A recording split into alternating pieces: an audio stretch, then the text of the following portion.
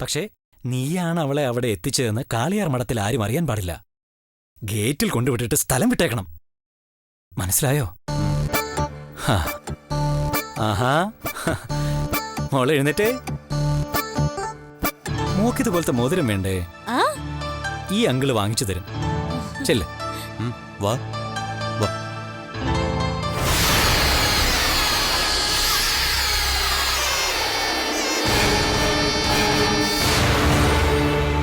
പരമേശ്വരി, കാളിയാർ മഠത്തിന്റെ നാശത്തിന് തുടക്കം കുറിച്ചു കഴിഞ്ഞു. ഇങ്ങനെ ഒരു വഴിത്തിരിവ് ഞാൻ പ്രതീക്ഷിച്ചതല്ല. കാളിയാർ മഠത്തിലെ അരിമസന്തതിക്ക് മുഴുപ്രാന്ത്.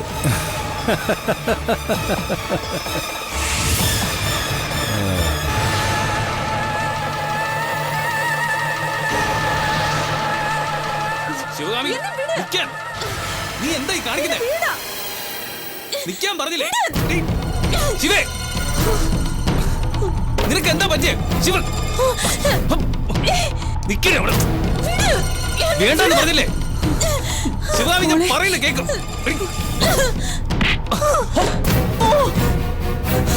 ശിവകാമി,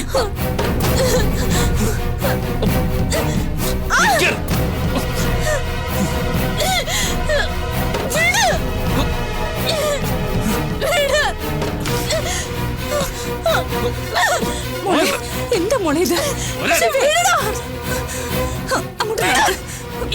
പറഞ്ഞത് മോളെ. ശിവേ, ശിവേ, മോളെ ഒന്നടങ്ങി കിടക്ക്. ശിവേ, മോളെ മോളെ ഒന്നടങ്ങി കിടക്ക്.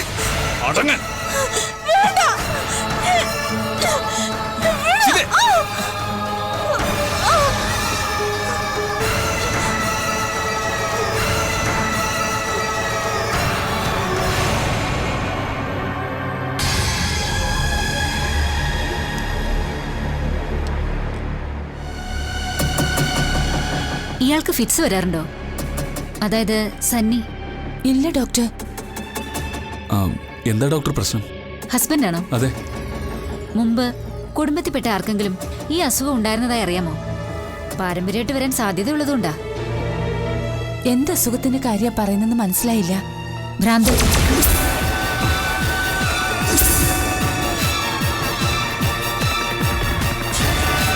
ഡോക്ടർ? യെസ്. എന്റെ ദൈവമേ, ഞാൻ എന്തായി കേൾക്കുന്നേ? ഇല്ല, എന്റെ മോൾക്ക് ഒരു അസുഖവും ഇല്ല. നിങ്ങൾ പറഞ്ഞ ലക്ഷണങ്ങൾ വെച്ച് നോക്കിയിട്ട് കുട്ടി മെന്റലി വളരെ ഡിസോർഡർ ആണ്. മാനസികമായി ആകെ തകർന്നിരിക്കുകയാണ്. പക്ഷെ ഡോക്ടർ, ഇന്നലെ വരെ ഒരു കുഴപ്പമില്ലായിരുന്നു. അങ്ങനെ മനക്കെട്ടില്ലാത്ത ആളല്ല ശിവകാമി. അപ്പൊ ഇന്നീ കാണിച്ചതൊക്കെയോ? നോക്കണം മിസ്റ്റർ, ഭംഗി വാക്കുകൾ പറയുന്നതിൽ അർത്ഥമില്ല. ഇത് സീരിയസ് ആയ വിഷയമാണ്. ഇന്നലെ വരെ കുഴപ്പമില്ലായിരുന്നു, അല്ലെങ്കിൽ മനസ്സിന് ബലമുള്ള ആളാണ്, അതൊന്നും അല്ല ഇപ്പോഴത്തെ വിഷയം. ഷീസ് അബ്നോർമൽ, അതാണ് പ്രശ്നം. തൽക്കാലം ഉറങ്ങാനുള്ള ഇഞ്ചക്ഷൻ കൊടുത്തിട്ടുണ്ട്. ശ്രദ്ധിക്കണം. മിക്കവാറും ആശുപത്രിയിൽ അഡ്മിറ്റ് ചെയ്ത് ചികിത്സിക്കേണ്ടി വരും, നല്ലൊരു സൈക്യാട്രിസ്റ്റിന്റെ കീഴിൽ. എന്നാ ഞാൻ ഇറങ്ങട്ടെ.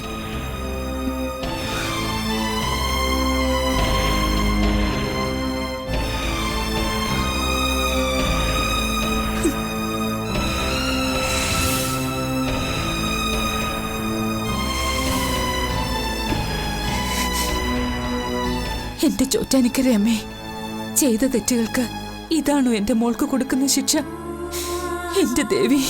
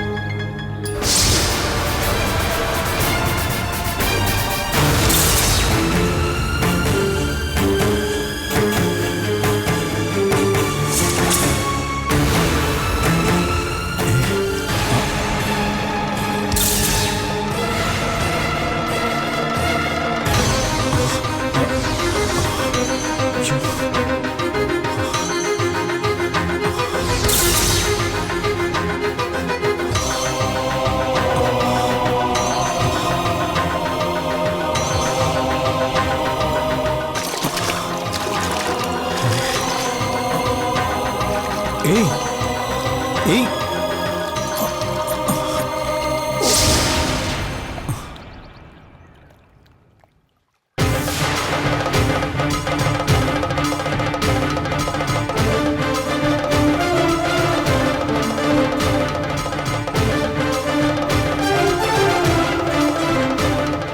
സൈമ,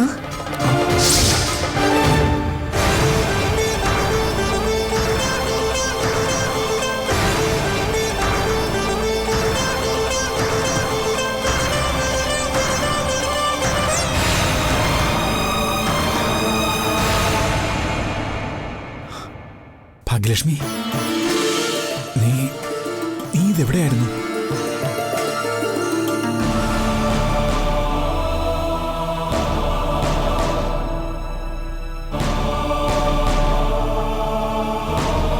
എത്ര ദിവസമായി പോയിട്ട്?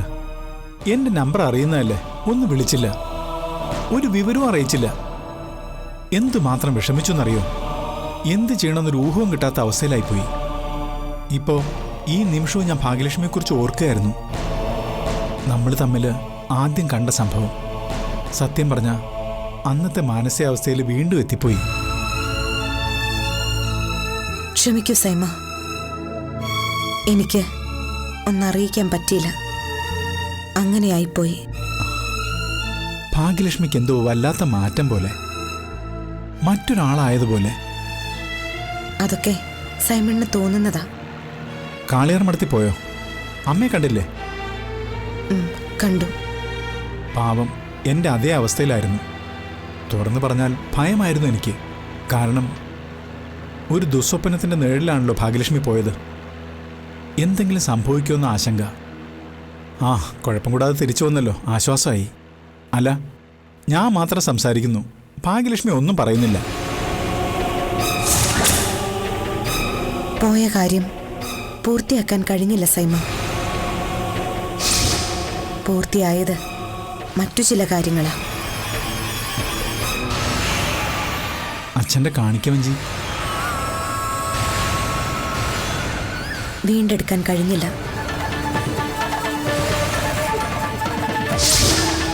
എന്ന് കരുതി വേണ്ടെന്ന് വെക്കാൻ പറ്റില്ലല്ലോ. ഇനിയും പോണം. ഇനി എന്തായാലും ഭാഗ്യലക്ഷ്മി ഒറ്റയ്ക്ക് വിടുന്ന പ്രശ്നമില്ല, ഞാൻ കൂടെ വരും. അത് നടക്കില്ല. അതെന്താ? സൈമണിനെന്നല്ല, ആർക്കും ഇനി എൻ്റെ കൂടെ വരാനാവില്ല. കാരണം ചോദിക്കരുത്, അതങ്ങനെയാണ്. ഇതാ ഞാൻ പറഞ്ഞത്, ഭാഗ്യലക്ഷ്മിക്ക് എന്തോ വലിയ മാറ്റം ഉണ്ടെന്ന്. ഇവിടുന്ന് പോയ ആളല്ലിപ്പോ. എന്നെ ഒഴിവാക്കാണോ താൻ? എങ്കിൽ ഞാനിപ്പോൾ വരുമായിരുന്നു. സൈമണിനെ കാണാൻ വേണ്ടി മാത്രമാ ഇപ്പോഴുള്ള ഈ വരവ്. ഒപ്പം വരണ്ടെന്ന് പറഞ്ഞതിന് കാരണമുണ്ട്. അത് പിന്നീട് മനസ്സിലാവും. പിന്നീട് മനസ്സിലാക്കിയാൽ മതി. പോയ വഴിക്ക് ആപത്തെന്തെങ്കിലും ഉണ്ടാവുമെന്നായിരുന്നു എൻ്റെ ഭയം. ആ നന്ദനില്ലേ, അയാൾ തന്നെ പിന്തുടർന്ന പോലെ എനിക്ക് തോന്നി. അയാളെ കണ്ടിരുന്നോ ഭാഗ്യലക്ഷ്മി?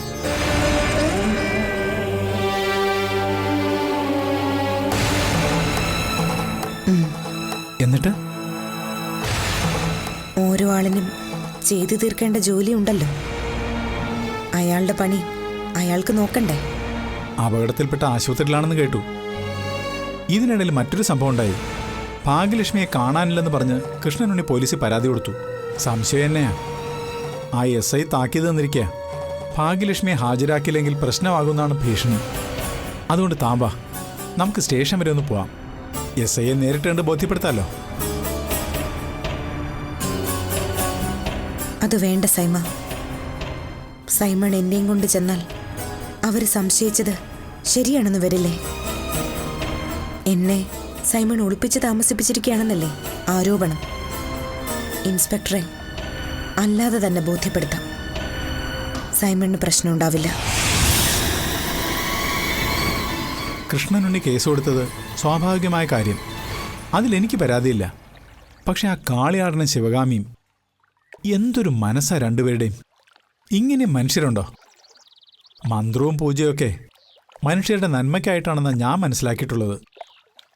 പക്ഷെ കാളിയാടൻ്റെ നിഘണ്ടുവില് നന്മ എന്നൊരു വാക്കേ ഇല്ല. മറ്റുള്ളവരുടെ നാശത്തിന് വേണ്ടി ഇങ്ങനെ ദുഷ്കർമ്മങ്ങൾ ചെയ്താൽ തിരിച്ചടി ഉണ്ടാവില്ലേ? അപ്പൊ പിന്നെ നമ്മുടെ വിശ്വാസം അതിനൊക്കെ എന്താ അർത്ഥം?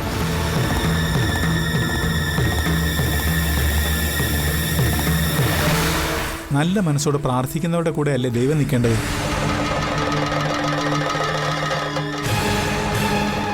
ഓരോന്നിനും ഓരോ സമയമുണ്ട് സൈമ. നന്മയ്ക്ക് തിളക്കം കൂടണമെങ്കിൽ തിന്മ വേണം. ചെടിയിൽ പൂവ് മാത്രമല്ലല്ലോ, മുള്ളുമില്ലേ? മറ്റുള്ളവരെ നോവിക്കുക എന്നുള്ളതാണ് മുള്ളിന്റെ ധർമ്മം. കാളിയാടൻ അതാണ് ചെയ്യുന്നത്. അതിനൊരു അവസാനമില്ലെന്നാണ് ഞാൻ ചോദിക്കുന്നത്. ഉണ്ട്. അതിനുള്ള സമയം അടുത്തിരിക്കുകയാണ്. ആ സമയത്തിന്റെ തലോടൽ ശിവകാമി അനുഭവിച്ചു തുടങ്ങി. ശിവകാമിക്ക് എന്തു പറ്റി? തനിക്ക് എന്താണ് പറ്റിയതെന്ന് ശിവകാമി അറിയുന്നില്ല. ഓരോരുത്തർക്ക് ഓരോ ശിക്ഷ.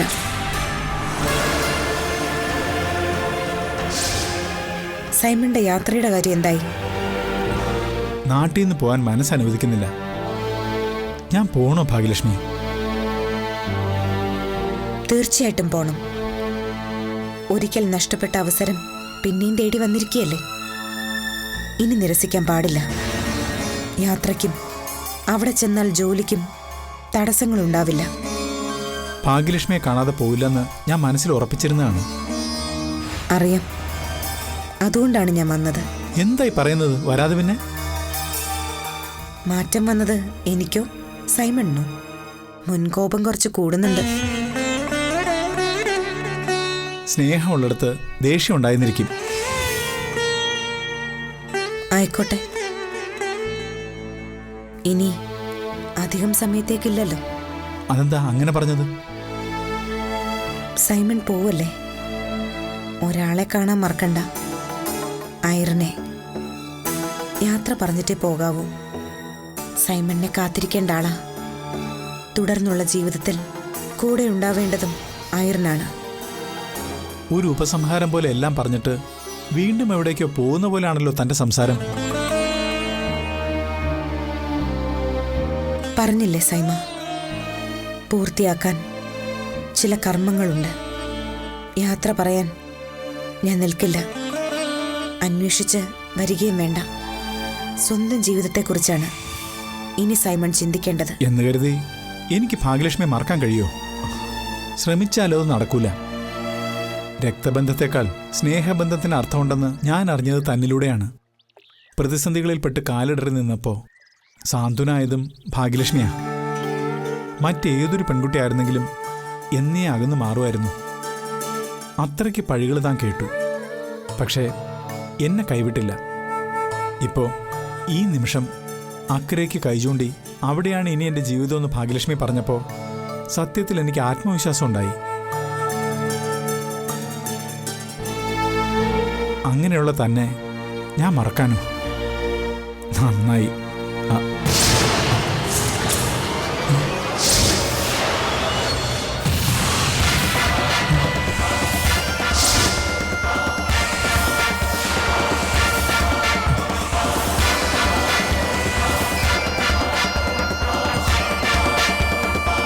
ഭാഗ്യലക്ഷ്മി എവിടെ പോയി?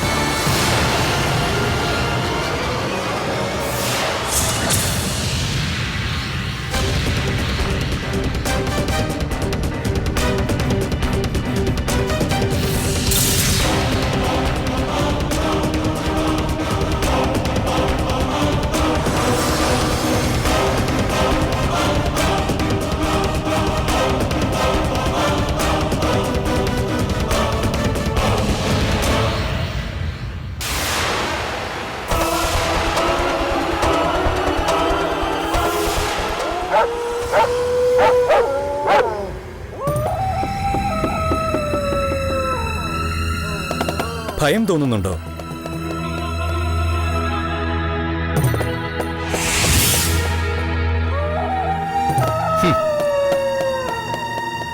നേരത്തെ ഞാൻ പറഞ്ഞിരുന്നതല്ലേ, അപശബ്ദങ്ങളൊക്കെ കേൾക്കും, ഭീതിതമായ കാഴ്ചകൾ കാണും, ഇടിയും മിന്നലും ഉണ്ടാകും, കൊടുങ്കാറ്റടിക്കാം. പതറാൻ പാടില്ല. മനസ്സിലായോ? എല്ലാം പരീക്ഷണങ്ങളാണെന്ന് മനസ്സിലാക്കണം. ഈ കളം കണ്ടില്ലേ?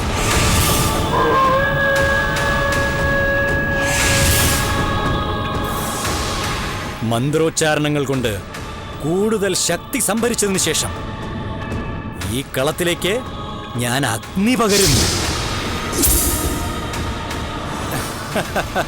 ഇത് ഇവിടെ ആളിക്കത്തുമ്പോൾ കാവിൽ ജീർണിക്കാതെ കിടക്കുന്ന ഭാഗ്യലക്ഷ്മിയുടെ ജഡത്തിന് തീപിടിക്കും. ഈ കളം കത്തി അമരുന്നതോടെ അവളുടെ ശരീരവും ചാമ്പലാവും. അതാണ് ആദ്യത്തെ കടമ്പ. ആ ശരീരം അവളുടെ കൂടാണ്. ആത്മാവാകുന്ന പക്ഷിക്ക് വീണ്ടും പ്രവേശിക്കാനുള്ള കൂട്. ആ അഭയസങ്കേതം ഞാൻ ആദ്യം തകർക്കും. അതോടെ അവളുടെ ആത്മാവിന് ആശ്രയമില്ലാതെ വരും. അടുത്ത പടി ആവാഹനമാണ്. ഗതി കിട്ടാതെ അലയുന്ന ഭാഗ്യലക്ഷ്മിയുടെ ആത്മാവിനെ ഞാൻ ഇവിടെ വരുത്തും.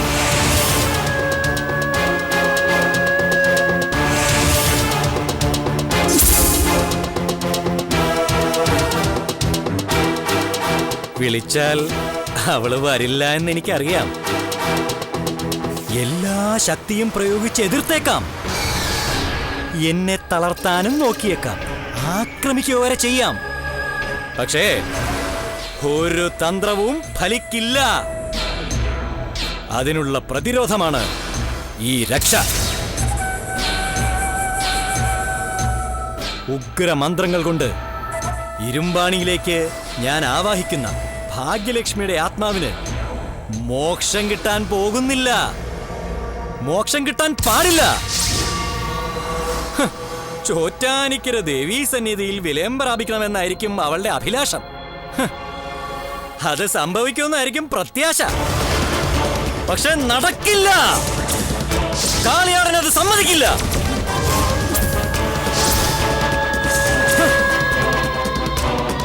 സ്വർഗാരോഹണമല്ല ഞാൻ ഭാഗ്യലക്ഷ്മിക്ക് വിധിച്ചിട്ടുള്ളത്. ലോകാവസാനം വരെയുള്ള ബന്ധനമാണ്. ഇഹത്തിലും പരത്തിലും മോക്ഷം കിട്ടാതെ ദുരാത്മാവായി അവൾ ബന്ധിക്കപ്പെടും.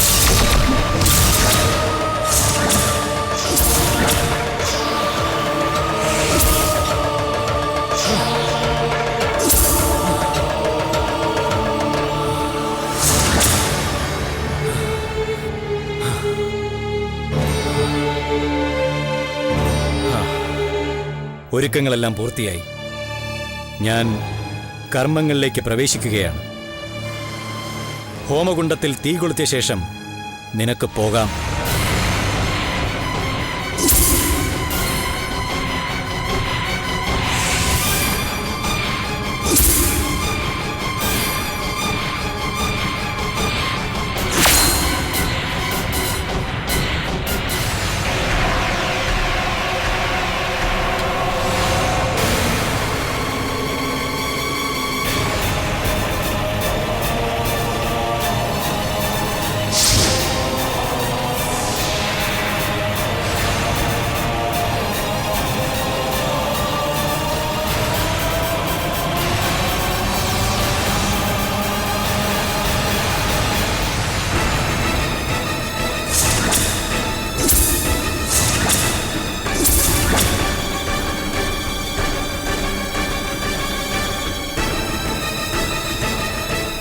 വിളക്ക് കൊളുത്താം.